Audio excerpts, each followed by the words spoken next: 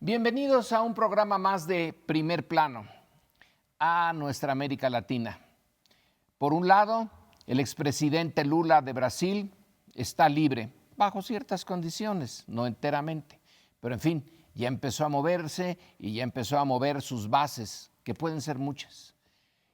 Y por otro lado, en Bolivia, Evo Morales, el primer presidente indígena, un presidente que no fue nunca a la universidad, que viene de las bases trabajadoras bolivianas, indígenas, y que llega a ser presidente, pues se ve en una coyuntura en parte de su propia manufactura, que lleva a tener que renunciar a la presidencia cuando estaba en puerta la cuarta presidencia al hilo de Evo Morales. Ese es el tema a tratar en esta mesa. Bueno, Lorenzo, pero de no la es que discordia, ¿no? no estuviera solo que no hubiera ido a la universidad, tampoco viene del ejército como tantos gobernantes bolivianos, porque los golpes militares en ese país han sido proverbiales, ¿no? Y muy constantes. De tal manera que ahora la causa que ha llevado aparentemente a renunciar a la presidencia, para la que supuestamente fue electo, después de una denuncia de fraude que no fue tratada por ningún tribunal, sino por un reporte que hicieron los observadores de la OEA, que dijeron que había serias irregularidades y que debían declararse nulas las elecciones. Evo Morales aceptó esta circunstancia. Dijo, está bien, hagamos unas nuevas elecciones. Pero entonces empezó la presión de los militares y de la policía, las Fuerzas Armadas en general, que le dijeron, dimita del cargo, señor presidente, porque si no, este país va a ser ensangrentado, etc. Entonces él sale y dice, voy a dimitir. Pero aquí hay una duda muy fuerte, porque por un lado se está considerando que hubo fraude y por otro lado se dice, no hubo fraude, lo que pasa es que la presión del ejército es tan fuerte que se vio obligado a... Y finalmente, Evo Morales no sale de Bolivia, aunque ya ha tenido posibilidades y ahora lo acaba de confirmar la Cancillería de que le está ofreciendo el asilo político. México. Pero, en México, sí. La Cancillería mexicana, quiero decir, sí. Pero lo que pasa es que realmente Evo Morales está comprometido a quedarse en Bolivia. Dijo, la lucha no ha terminado, está escondido, nadie sabe dónde está exactamente y se sabe de él por sus tweets que ha lanzado. Pero allí el riesgo más grave, y con lo cual yo termino, es que se haga una rebelión que pueda ser aplastada por los militares, de seguidores de Evo Morales que no aceptan esta dimisión, esta renuncia. Creo que ahora el problema más serio es que no hay gobierno. Hay un vacío de poder que puede ser riesgosísimo. Hay una historia, por un lado, brillante de un Evo Morales que fue un gran presidente, a diferencia, por ejemplo, del chavismo, del que corrió paralelamente. Él dejó muy buenas cuentas, creció la economía, integró a su país. O sea, fue un espléndido presidente. El tema es que pierde un referéndum en donde le dicen que no se puede reelegir una vez más, y él no solamente no acata la voluntad popular, sino que invoca una especie de derecho general de volverte a inscribir, de derechos humanos, y genera una situación que yo sospecho no está fracturando solo a las Fuerzas Armadas, que por cierto él renovó, estas fuerzas no son las golpistas de toda la vida, el general Calimán, puesto por él. Y la policía era absolutamente vista. Lo que pasa es que la policía y la guardia, y en este caso el ejército, dijeron, nosotros reprimir al pueblo no lo haremos. O sea, una cosa que tiene mucha complejidad. ¿Por qué? Porque el fraude, pues sí se probó. O sea, está claramente en la misión de observación el conjunto de irregularidades que la misión de observación puso y está ahí sobre la mesa. Le dijeron a Evo Morales, tiene usted la posibilidad de una segunda vuelta, porque la institucionalidad boliviana tenía esa posibilidad. Y misteriosamente, allá le llaman el TREP, aquí le llamamos PREP, hizo lo necesario para que tuviera la distancia suficiente de 10 puntos, con lo cual canceló la posibilidad de una salida política y una salida honorable. Yo diría que Evo Morales se merecía un mejor final porque, subrayo, fue durante todo este tiempo, a diferencia de muchos otros presidentes, un buen presidente de Bolivia. Pero no se quiso ir a tiempo y lo que ocurrió es que las masas salieron a la calle. Ojo, igual que están saliendo en Chile, y yo no descarto que en los próximos días también le digan a Piñera, señor presidente, su posición es insostenible. Último apunte, está pendiente que el Senado, que se me hace raro que se venga a México antes de que el Senado, que controla su partido, diga si acepta o no la dimisión. Por tanto, yo diría que es un golpe de Estado técnicamente extraño, porque todavía hay una dimisión y estaría pendiente que el legislativo lo haga. No tienes a generales controlando el país, sino un vacío de poder. Es una variante, en todo caso, de las posibilidades de golpe de renuncia Estado. al presidente. Sí, es golpe de Estado porque hubo intervención del gobierno, del Militares. ejército, de lo contrario sería otra cosa. O además de golpe de Estado, rebelión popular, que eso es lo que realmente se desató a raíz de estas acusaciones de fraude. No es solamente lo de la caída del sistema, que nos remonta, digamos, a nuestra experiencia del 88, donde aparece, como bien lo dices, ya con la ventaja necesaria después de casi un día de haberse suspendido. Es también el umbral pequeñísimo con el cual ya él podía pasar el triunfo sin la segunda vuelta, que fue de menos del 1%, lo que nos recuerda el 2006, donde el umbral legal del triunfo fue menor al 1%, en cuyo caso un número pequeño de inconsistencias, porque detectaron también actas inventadas, o sea, una serie de irregularidades que, aunque no sean un monto muy importante, si es determinante en el resultado, como fue el caso también en esta elección, pues entonces ya, ¿por qué hizo eso Evo Morales si estaba la posibilidad de la segunda vuelta? Porque tenía temor, y las encuestas lo señalaban, de que en la segunda vuelta lo podía perder, que todos los que votaron en su contra, aunque de manera dividida por distintos candidatos, en la segunda vuelta pudiera ya perder. Él, las 3 elecciones que había ganado, las ganó en la primera vuelta con una ventaja muy importante, incluso del 60 y algo por ciento.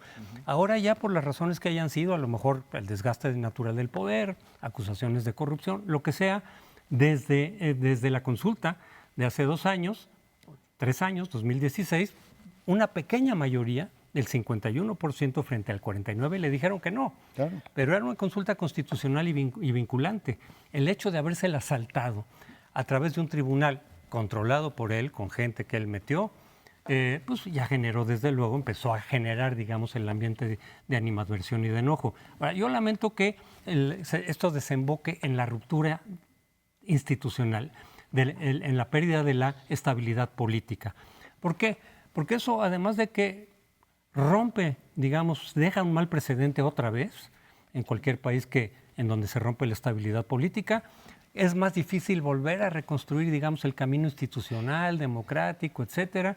Sientas otra vez un mal precedente en términos políticos y abres, lo que estamos viendo ahorita y que no sabemos qué va a pasar, abres la puerta a mayor inestabilidad social, a una confrontación.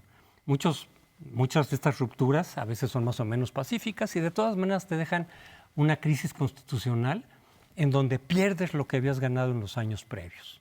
Por ejemplo, en Chile llevaban 30 años de un proceso democrático, más o menos, y viene el golpe de Estado de Pinochet en 73 y se viene todo para abajo. Hay que empezar a construir casi desde abajo.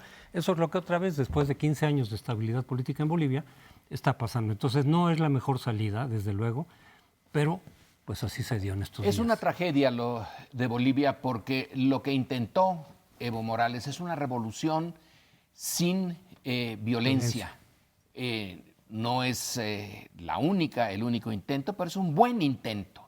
Es un buen intento por poner a los indígenas que han sido discriminados históricamente, por tratar de que Bolivia sea un estado plurinacional, pero la insistencia de permanecer en el poder por 4ª vez, realmente el líder carismático tiene siempre ese problema.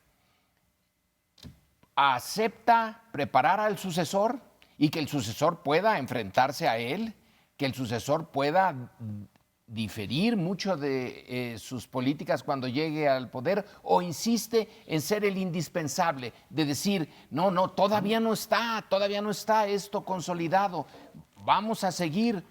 Ese es un callejón sin salida. Debió de haberse ido a la segunda o a la tercera, ya como más. Pero en ese momento se veía ya muy gastado. Ahora resulta que hay un líder muy de derecha, un señor Camacho, que viene de Santa Cruz, que son las dos partes, la Bolivia de arriba de la montaña, de los Andes, y la Santa Cruz blanca de abajo, que desde la época colonial son distintas, que se mantuvieron así en el siglo XIX y en el siglo XX. ¿Van a volver a chocar? ¿Va a volver a surgir? Ya dijo este señor, y con esto termino, este señor Camacho, la Pachamama, o sea, las formas antiguas, aymaras, quechuas de religión, fuera de palacio. La Biblia, Cristo es nuestra señal. Santo Cristo está llamando literalmente Pachamama, a invoca una la guerra Pachamama. civil otra vez.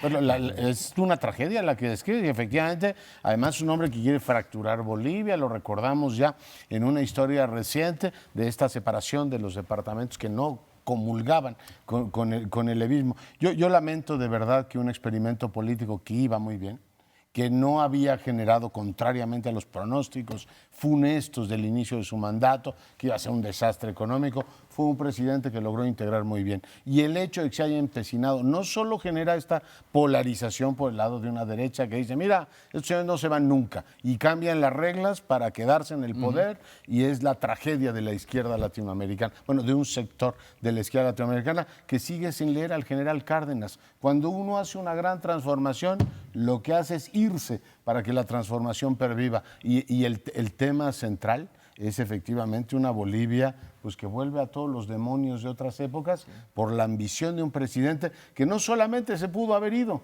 en las anteriores, pudo haber aceptado una segunda vuelta como estaba previsto en la Constitución boliviana y hubiera quedado como un rey, le hubiera dado a su país pues, la posibilidad de una convivencia que hoy lamentablemente no tiene. Pues yo creo que es correcta la apreciación que hacía Lorenzo en el sentido de que tal vez se debió haber ido y se hubiera ido por la puerta grande. Sí, después del referéndum, el plebiscito que convocó y perdió, en lugar de alegar ante la Suprema Corte que se estaba violando un derecho político fundamental, lo cual le dieron la razón, porque efectivamente uno, mientras esté Tribunal nombrado por él. Sí, pero era una legalización, le daba una legitimidad. Él no debió haber impugnado, debió haber dicho, perdí y como un demócrata que pierde un referéndum, me voy.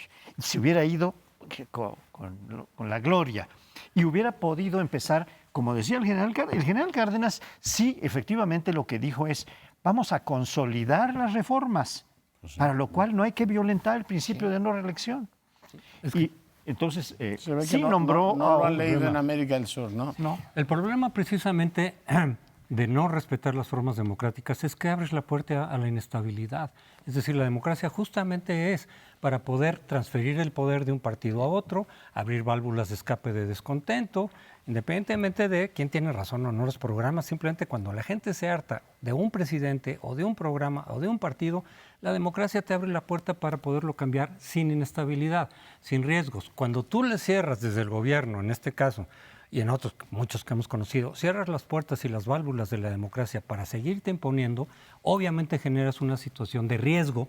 No siempre funciona. Aquí estuvimos en riesgo en el 88, estuvo muy tenso la situación.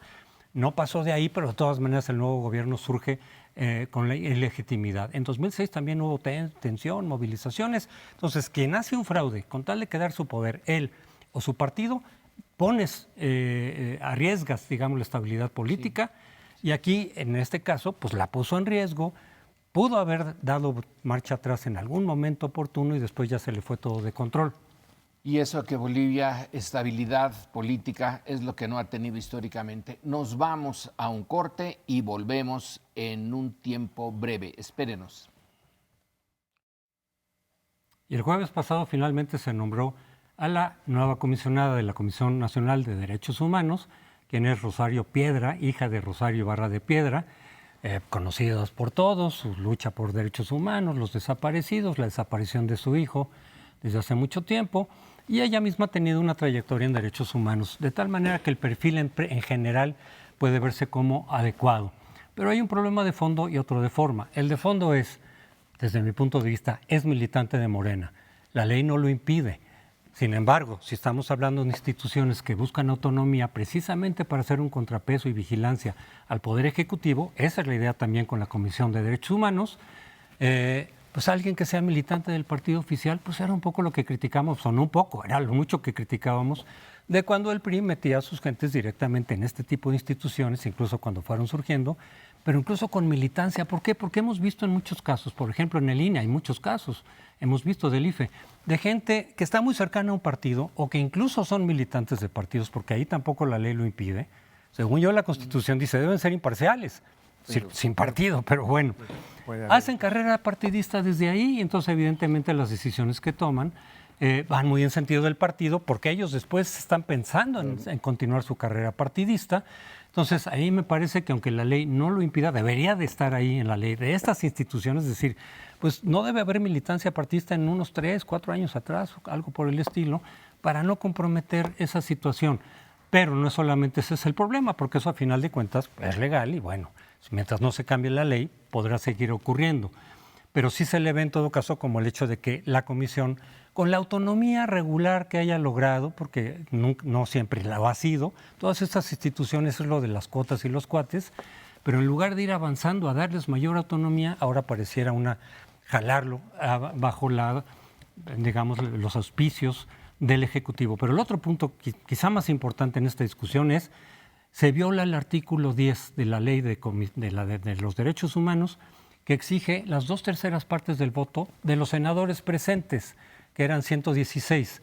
Ella obtuvo 76 votos, no le da para las 2/3 partes. Pero como contabilizaron solamente 114 votos, ahí sí se logra. Estamos también en una situación donde un pequeño margen pone en duda el resultado. Y decían los priistas, es que son 2 votos nulos, que al final de cuentas se encontró uno que no era nulo. No, pero la ley lo que dice claramente es las 2/3 partes de los presentes, no de los votos válidos. No es como en los diputados de proporción. Entonces, en realidad, no tiene los votos. Y, sin embargo, ya la están garantizando y la están fortaleciendo. Protesta, sí, ¿no? mañana. Bueno, quién sabe si proteste, ¿no? Porque la verdad es que cuando haya una interpretación para que en lugar de ser los votos de los presentes sea de los que fueron contabilizados, que fueron 116 que estaban presentes, que votaron, y 114 los que contabilizaron. se contaron. Con 114 sí podía pasar los 2/3. Sí. Pero le faltaban 2. Uno de ellos que, como tú dijiste, ya había sido puesto por el doctor, que es compañero mío del instituto, Jesús Orozco, y al principio se había quedado sin contabilizar o sin decir hacia quién fue. Ahora aparece. Nos falta un voto de todas maneras. Ni con ese hubiera podido salir adelante. Pero, y con ese ya no hubiera podido ser, porque ya eran 115 y ya no le ya da. con eso no le alcanzaba. Así es. Entonces, hay una disputa muy fuerte porque el grupo del PAN particularmente está diciendo, bueno, que se repita el procedimiento o bien que se impugne esta resolución que se tomó porque no cumple con los requisitos constitucionales. ¿Quién sabe si le van a hacer caso o no? El PAN está diciendo que si no se regresan las cosas para hacer de nuevo el procedimiento, lo va a impugnar ante la Suprema Corte y probablemente también ante un tribunal internacional, porque, bueno, es una cuestión de derechos humanos que es cada día más internacional. Sí. Ahí estamos en un problema bastante serio, ¿no? Es un problema de principios. Tú decías, José Antonio, que era miembro de Morena. Ella dice que renunció a Morena hace tiempo. No, Fue candidata el año pasado. pero que renunció al partido hace tiempo. ¿Quién sabe cuándo fue esto? No, pero la ley no lo impide de todas maneras. Pero la ley no lo impide. Entonces, quedamos en la parte formal. Esa parte formal en México es importantísima. Que no haya duda de que la votación fue como se dice. La mínima duda deslegitima en cualquier parte. Pero en México, con la historia que tenemos, es imposible que no deslegitime. Entonces estamos como en Bolivia. Una posibilidad es volvamos a repetirlo. Pero que se cuenten los votos. La voto por mesa directiva dijo que la ley impide volver a repetirlo. Es cierto. Eso es ganas de hacerse a un lado. Yo creo que lo mejor sería que se repitiera y que hubiera una legitimidad pero absoluta en la votación, que no hubiera ninguna Sobre todo duda. en un puesto como este. Ponen ustedes tres temas, todos ellos delicados, peliagudos, diría. O sea, por un lado está este tema de la votación, sí, Morena, que ha sido muy puntillosa cuando era oposición con el tema de procedimiento. En el Senado llevan 2 votaciones, una impugnada por Martí Batres y ahora impugnada por los panistas y Emilio Álvarez y Casa. Entonces, oiga, ya 2 seguiditas con problemas de integridad en las votaciones, habría que revisar eso. Lo segundo es que el presidente se los pidió, o sea, el presidente dibujó el retrato robot de Rosario Piedra diciendo, tiene que ser una persona así, y bueno, pues finalmente no hay manera de eludir que fue una especie de pues, digamos, sugerencia amable para la bancada, lo cual le quita legitimidad, porque de entrada pues es un órgano para controlar al Ejecutivo. O sea, es muy raro que un Ejecutivo diga, nombren a esta persona presidenta de la comisión. Digo, un académico no puede decir, sugiero a mi amigo Paoli para el dictamen de mi libro. Va a decir, oiga, pues busque uno que no sea su amigo, ¿no? O sea, ya de entrada que el Ejecutivo haya sugerido, mete mucho ruido. Y tercero, no puedo yo más que recordar que cuando integras un órgano autónomo con los votos de la mayoría, que lo pueden hacer aún cuando no esté claro el procedimiento, vuelves a lo que ocurrió con el IFE de Ugalde. O sea, tú tienes efectivamente los votos y dices, va a ser porque yo digo.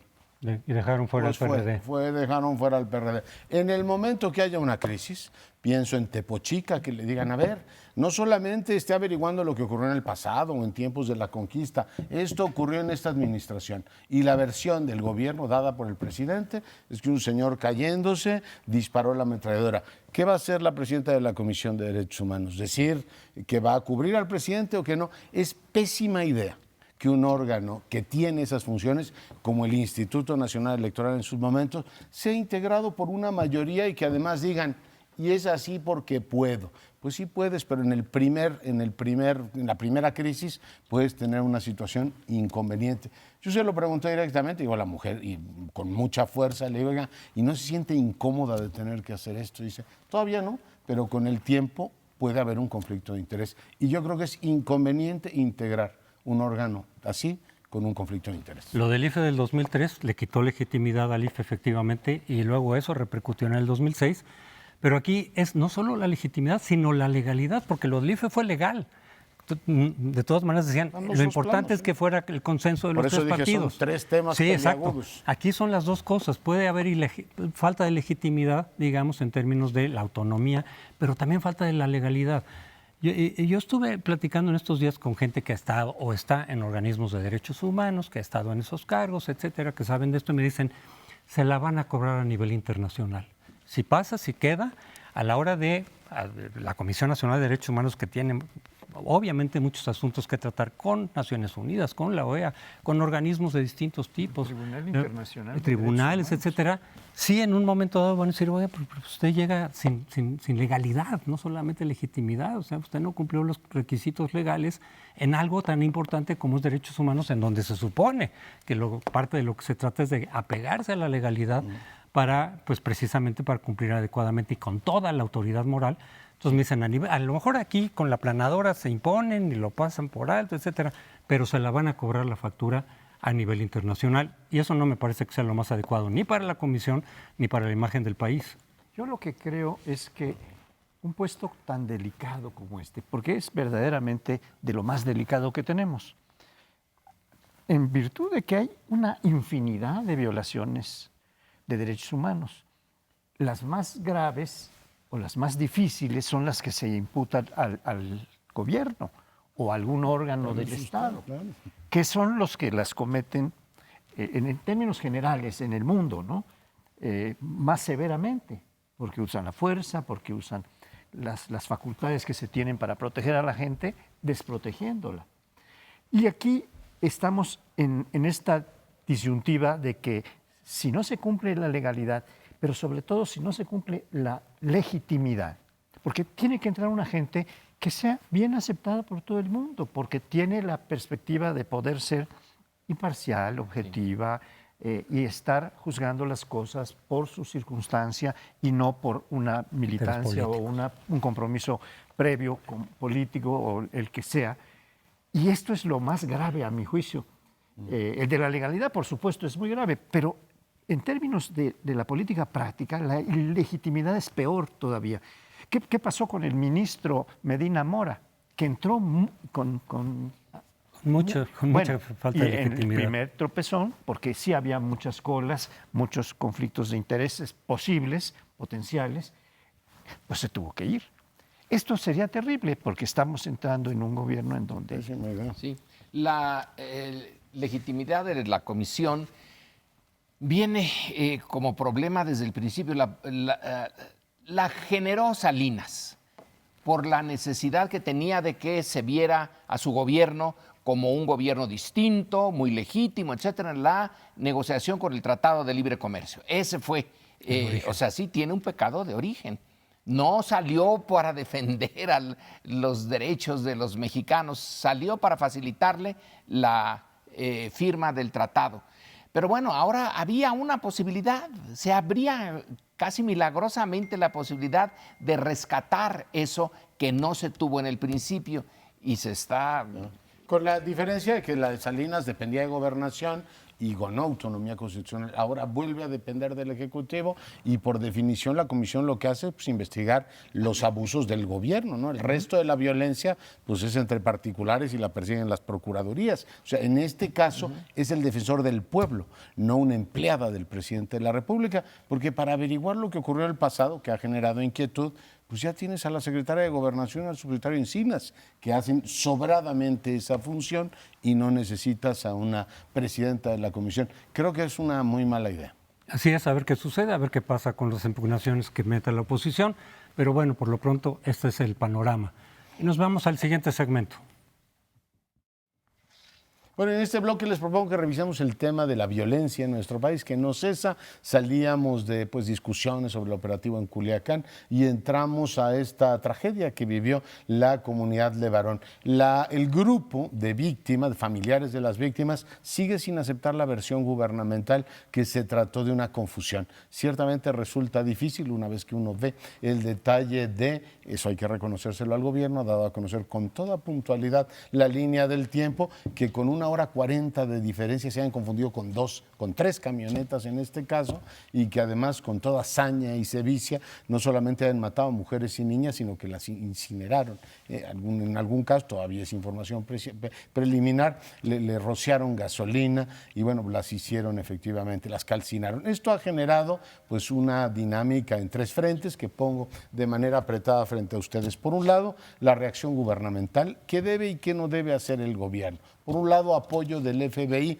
para el tema de las armas, pues supongo que es lo efectivamente lógico. Mucha gente sigue preguntando por qué el caso no lo atrae la Fiscalía General de la República, si es un caso típico de crimen organizado. Sigue habiendo, digamos, una parte que lleva la Procuraduría, la Fiscalía de Sonora, y otra parte, digamos, general, la sigue supervisando la Autoridad Federal. De hecho, hoy Alfonso Durazo, que es su estado, dio a conocer que había ya algún detenido precisamente en ese caso. Y lo tercero es, digamos, la cercanía que el presidente ha tenido con las víctimas. Le han señalado que no ha tenido, esto es un asunto que tiene que ver con interpretaciones, la cercanía necesaria con esta comunidad que se ha visto severamente agredida. Ellos en distintos comunicados o entrevistas han dicho, votamos por usted esperando que esta situación cambiara, y 10 años después esa comunidad vuelve a ser el centro de una violencia irracional, que de paso pues genera un conflicto con los Estados Unidos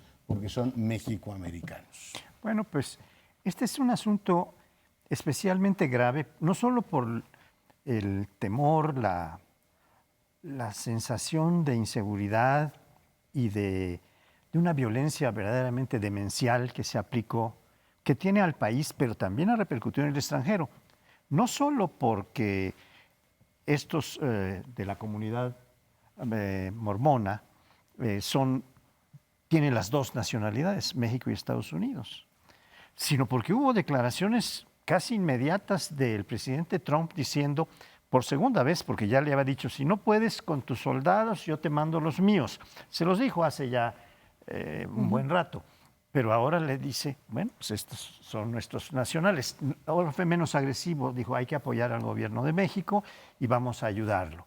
Por cierto, ya le abrieron a la FBI la posibilidad de participar dentro de los cánones legales mexicanos para que participe en la investigación del evento. El evento que ocurre en la frontera entre dos estados, Sonora y Chihuahua, donde hay una lucha enconada entre dos grupos de narcotraficantes, aparentemente, que fueron los que se enfrentaron. No sabemos todavía con exactitud por qué ante la presencia de camionetas con mujeres y niños notablemente, cuando además hay el testimonio de que la mujer de varón abrió la puerta, se bajó y dijo, vamos a hablar, somos puras mujeres, y aún así la rociaron de balas, y ahí está la duda de si realmente le echaron gasolina a los coches o las balas que entraron a los coches entraron a la gasolina y hicieron volar aquello. Pero en fin, en todo caso, el problema que estamos teniendo es un problema que ya se internacionalizó. Está poniendo a México en los tribunales internacionales y está llevando a familias mormonas que se fueron ya desde la semana pasada, se fueron 10 o 12 familias ya de esta comunidad de Bavispe, Simpson, ¿no? Bavispe. Bien, ese es el problema muy grave que yo veo ahora. Creo que este tema de la inseguridad sí lo había previsto Andrés Manuel López Obrador antes de llegar a la presidencia, pero no con la importancia que ha adquirido. Yo creo que, confieso que yo tampoco. Yo veía que su cuarta transformación tendría como bloques de granito en el camino para poder lograr su cometido a los grandes intereses económicos, a los grandes intereses sindicales, a la clase media, pero no al crimen organizado. Y resulta que en este momento es el principal obstáculo, porque con el grupo empresarial puede negociar y está negociando. Está negociando. Con el grupo sindical, también, pues ahí la lleva. Mitimita. Ahí está más o menos llevándolos bajo control, pero con el crimen organizado no puede ni debe. Sí se negoció antes. Hace muchos años se negociaba entre el gobierno y los grupos criminales del narcotráfico, pero ahora no se puede. Pero tampoco hay una posibilidad de rápidamente acabar con ellos. Las políticas sociales van a tomar mucho tiempo antes de que puedan dar fruto. Y no queda más que hacer que la violencia, el monopolio legítimo de la violencia que tiene el Estado, pues también se haga un poquito más eficaz y no vuelva a pasar lo que en Sinaloa. Y aunque no nos guste, no es nada más con abrazos en vez de balazos. Hay que hacerle frente a una brutalidad que ya no tiene límites. Y la verdad es que no está muy claro por dónde se puede abordar. en realidad el problema era muy grande, no era tan fácil decir voy a llegar y se va a resolver y con programas sociales, pues eso está bien como objetivos, pero en realidad el problema iba mucho más allá, es muy complicado. Y entonces tiene que haber una estrategia que por lo menos vaya reduciendo gradualmente. O sea, no se trata de cuestión mágica, no va a desaparecer de un día para otro. El chiste es que haya una ruta en la cual sí vayas viendo que efectivamente la inseguridad y la violencia va reduciéndose gradualmente y entonces en algún momento por allá podrás manejar y controlar el problema. Difícilmente resolverlo al 100%. Pero si no tienes claridad y de pronto aquí lo que se está viendo, muchos están diciendo, a ver, ¿cuál es la estrategia? Lo dijeron varios norteamericanos, que nos explique, funcionarios, que nos explique cuál es la estrategia, porque no se entiende bien por dónde va. Lo de los programas sociales, además de que podría ser de mediano o largo plazo, hay muchos expertos que dicen, esa es una de muchísimas variables, porque en muchos de los estados con mejores niveles de ingreso hay mucha violencia. O sea, no es solamente esta variable. Los programas los programas sociales, por ejemplo, el de los jóvenes que trabajan de aprendices, etcétera, pues el primer resultado al año es que muy pocos fueron contratados por las empresas a donde estuvieron haciendo ese aprendizaje. Y los demás van a regresar, porque era por un año nada más, van a regresar a lo que estaban. Entonces tampoco se ve como una solución muy de fondo. Tiene que ser por varios lados. Pero lo que decías tú, por lo pronto el problema está en que su política de abrazos y demás, que no se ve que pueda ser necesariamente muy eficaz, los Estados Unidos la están cuestionando constantemente. Ahí va a haber un choque entre la presión norteamericana, que ha sido ancestral, siempre los Estados Unidos nos han presionado a nuestros gobiernos de entrarle más de lleno a este problema, y él que quiere irse por otro lado distinto. Yo creo que se abre un buen, digamos, compás para una buena discusión sobre política de Estado en esta materia. Durante muchos años el presidente manejó, bueno, lo dijo en Bacalar ayer todavía, es que todo esto se originó porque en el 2006 Felipe Calderón arrancó todo eso. Bueno, Felipe Calderón está políticamente muerto y enterrado, no tiene ni partido. Y entonces uno se pregunta ahora, bueno, si ya pasó el sexenio de Peña Nieto, que cambió eso y puso la política de prevención en el centro, etcétera, ¿por qué no cede el crimen organizado? Pues tienes una combinación de una debilidad del Estado, lo vimos en el operativo de Culiacán, lo ves en la capacidad que tiene de disuadir a estos grupos criminales que maten a familia por ese lado, y por otro lado tienes organizaciones criminales particularmente poderosas. El despliegue de Culiacán y la violencia que ejercieron en Sonora, el presidente dice, están drogados. Bueno, si están drogados, pues sí, entiende uno que hagan cosas espantosas, pero claramente son organizaciones con un poder enorme. A mí lo que me sorprende es que el presidente se esté echando rounds de sombra diciendo que le están pidiendo que regrese a la política de violencia, y yo me pregunto, ¿y quién le estará pidiendo eso al presidente? A la oposición la ha declarado moralmente derrotada, y en muchos sentidos está derrotada. Yo no veo a Felipe Calderón, como digo, no tiene ni partido, diciéndole, a ver, presidente, vuelva a mi estrategia del 2006.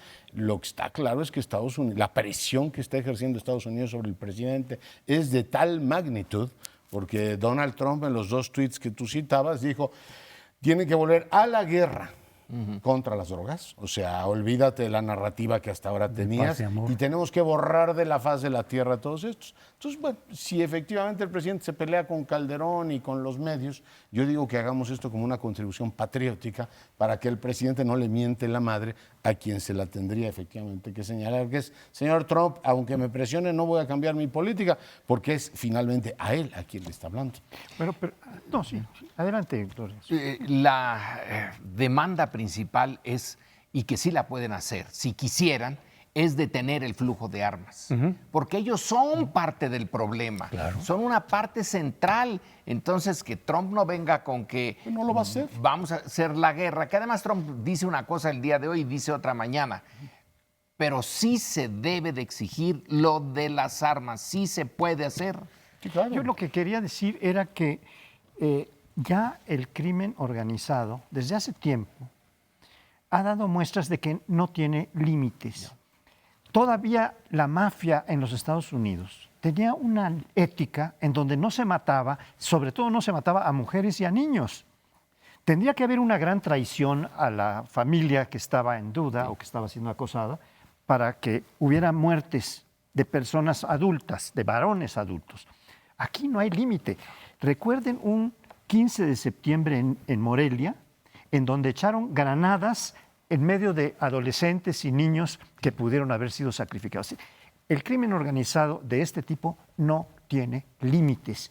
Por eso no se puede estar con medias tintas en este caso. Una barbarie. Y bueno, yo creo que nadie pide sangre y no sangre. Lo que quiere es eficacia del Estado y que no haya impunidad, que diga quiénes fueron los responsables de ese horrible crimen. Hacemos una pausa, volvemos. Vamos a comentar las elecciones y sus resultados que hubo en España el día de ayer. Se trata de un tema de un país que no es el nuestro, por lo que a lo mejor nos cambian algunos televidentes. Tampoco Bolivia es el nuestro. Pero es un país que está tan cerca de nosotros por muchas razones que valdría la pena entender qué es lo que está pasando en España. En abril hubo unas elecciones en donde Pedro Sánchez, el actual presidente de gobierno, salió electo con bastantes diputados, no todos los que necesitaba para hacer gobierno por sí solo, pero 123 escaños ganó. En estas vuelve a ganar las elecciones el PSOE, pero con 120 escaños. Y tenemos resultados muy polares. Por un lado, la caída, la precipitación de Ciudadanos, que era un partido de centro-derecha en Cataluña, y por otro lado, el crecimiento de la extrema derecha de un partido que se llama Vox, que crece de 20 y tantos diputados a 50 y tantos diputados, con lo cual pues, se convierte en la tercera fuerza de España. Y estamos viendo que toda esta situación está como pintando para volverse a convertir en un movimiento bipartidario o de dos grupos políticos. El PSOE por el lado de centro-izquierda y el PP por el lado de centro-derecha, porque ni se está con los extremistas de un lado ni con los extremistas del otro. Y con los extremistas, o lo que tengan de extremistas, lo de Unidas Podemos, que es, hay una caída también feroz, que el electorado español está diciendo, no, tú no puedes, queda en 10 diputados y tenía 50 y tantos, Podemos. Entonces, la situación es verdaderamente grave porque está todavía más difícil de prever qué puede pasar con el armado de un nuevo gobierno que en abril. Y esto se estaba haciendo, estas elecciones se estaban haciendo para tener una condición mejor de constituir un gobierno legítimo y que pudiera sacar adelante España. Eso es lo que pedía Pedro Sánchez, pero yo espero que tenga un pelín de humildad y diga, vamos a ver qué dicen los ciudadanos. Los ciudadanos ya le dijeron, señor Sánchez, no queremos que usted tenga mayoría, usted es el preferido, pero queremos que gobierne con otro bloque. Y la arrogancia que ha mostrado el presidente del gobierno y el grupo de Unidas Podemos, que no lograron pactar en todo este tiempo un gobierno, les pasaron factura a los ciudadanos. O sea, el mensaje está claro. Si fuese un grupo de accionistas, diría, señor delegado, consejero delegado, este es el mandato que usted tiene. Y a Rivera, pues lo agarraron entre, por un lado, Macron, que lo traía efectivamente finto, diciendo, a ver, no te muevas con la ultraderecha, porque yo estoy combatiendo a la ultraderecha en Francia y tú te le estás acercando a Vox, con lo cual pues automáticamente perdió la posibilidad de ser, digamos, el interlocutor privilegiado del gobierno, y el electorado le dijo, señor Rivera, si no sirve para eso también se va. Yo creo que está clarísimo el mandato, yo no veo ninguna complicación, yo lo único que veo es que claramente el español promedio dijo, señores, no queremos bipartidismo fuerte, ya gobernaron muchos años, y van 4 veces que me lo preguntan, y van 4 veces que se los digo con algunas variantes. Respecto a Vox, yo lo lamento porque yo siempre propendo, o creo, a la moderación. Cuando las fuerzas políticas se exceden en su discurso, como se excedió la izquierda brasileña y dio a Bolsonaro, lo digo también pensando en mi país, cuando tienes excesos del gobierno, lo que estás anidando es efectivamente el extremo del otro lado y el ánimo de venganza. Tanto discurso del Podemos, Unidas Podemos, radical, pro-venezolano y todo lo demás, y un catalanismo desaforado, dijeron, la izquierda dice barbaridades, nosotros también podemos decir barbaridades, y tienes una, para infortunio de España, una extrema derecha que regresa con un lenguaje tremendamente agresivo. Pero claro, cuando las sociedades pierden la moderación de un lado, lo que no pueden esperar es que del otro lado el péndulo va a regresar y va a ser absolutamente espantoso. ojalá haya un pelín de humildad en la clase política española y todos aprendamos de esa experiencia. Pero la derecha regresa, emerge la extrema derecha, emerge de una manera notable, no nada más en España. No, en sino toda Europa que, está. sobre todo, a mí me sorprende la fuerza que tiene en Alemania, que bueno, después de el desastre que Alemania convocó y hizo en el mundo con la Segunda Guerra Mundial, que la derecha vuelva a tener ahí una importancia que no debería de tener. Entonces no es nada más en España que se dice, bueno, esto es en parte por la exageración de Podemos y de Iglesias, de Pablo Iglesias, crece la de los extrema catalanes. derecha, Pero en Europa. y en Austria y en Alemania En Bélgica. y en los países escandinavos también ya está la ultraderecha. Entonces hay un surgimiento en Europa de ultraderecha y bueno, y si pensamos en la India y el nacionalismo Está indio, más moderado, ¿no? Eso está interesante. Sí, pero además de estas oscilaciones entre izquierda y derecha, en el caso de España lo que te llama la atención también es el funcionamiento del sistema parlamentario, como algo muy distinto al sistema presidencial. Desde mi punto de vista, el parlamentarismo tiene muchas ventajas institucionales, puede resolver de manera más adecuada una serie de conflictos entre poderes, en fin, te da un gobierno unificado que te da un apoyo más fuerte para el programa de gobierno, pero al mismo tiempo tiene mecanismos para eventualmente frenar a un primer ministro que abuse o que esté siguiendo una política inadecuada. No tienes que esperar a que acabe el mandato de 4 años o 5 años. O sea, tiene una serie de mecanismos que desde mi punto de vista han funcionado mejor que el presidencialismo. Y de hecho, las estadísticas dicen las crisis constitucionales son mucho menos frecuentes en los sistemas que tienen parlamentarismo que en los sistemas presidenciales. Y en América Latina tenemos el ejemplo histórico de que a cada rato, ahora ya lo estamos viendo también en Bolivia, pero son más rígidos los sistemas presidenciales y con más dificultad para resolver ese tipo de conflictos. No quiere decir que el sistema parlamentario no tenga ciertos problemas. España lo que está enfrentando desde hace mucho tiempo es la dificultad de formar gobierno, porque está disperso el voto, porque no tiene mayoría clara, porque los otros no quieren colaborar. Entonces te vas pasando a otras elecciones. Ya llevamos 2 años más o menos así. 4, sí, ¿no? No sé, ya 2, 3 años. Eso no quiere decir que te quedes en un vacío de poder, porque mientras el gobierno sigue funcionando, aunque no logra formar un nuevo gobierno. Pero eso de todas maneras, esa dificultad, porque ningún sistema es perfecto, me parece un poco más manejable que las crisis constitucionales que se dan en los sistemas presidenciales muy frecuentemente. Ahora, nada más termino con esto. Aunque yo sí soy, digamos, partidario del sistema parlamentario en general, no estoy seguro cómo funcionaría en América Latina, incluido México. No estoy seguro cómo funcionaría.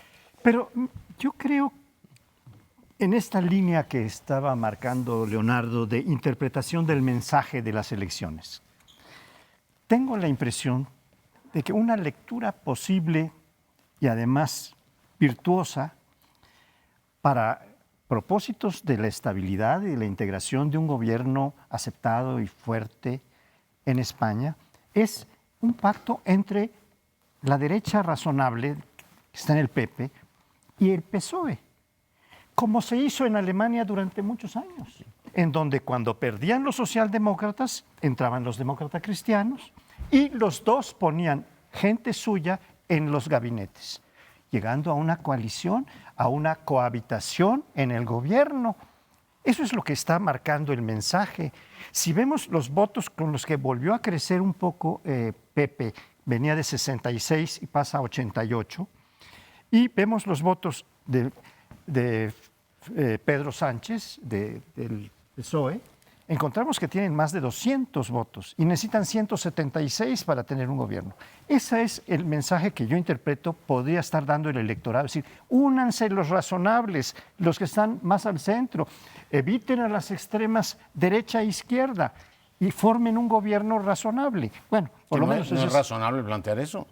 O sea, automáticamente la gente dice, yo soy de derecha, es como aquí fusionar la mafia del poder con la 4T. En Alemania se pudo, y por en el otros bien países. de México, dirían, no, si se han matado entre ellos. Además, lo que ocurrió en Alemania, decía Lorenzo, de cómo emerge el extremo, cuando tú unes a los dos grandes, emergen los extremos, porque Pero dicen, son oye, controlables. ya se normalizaron. Las revueltas en todo el mundo, de Estados Unidos, México, son revueltas anti-establishment.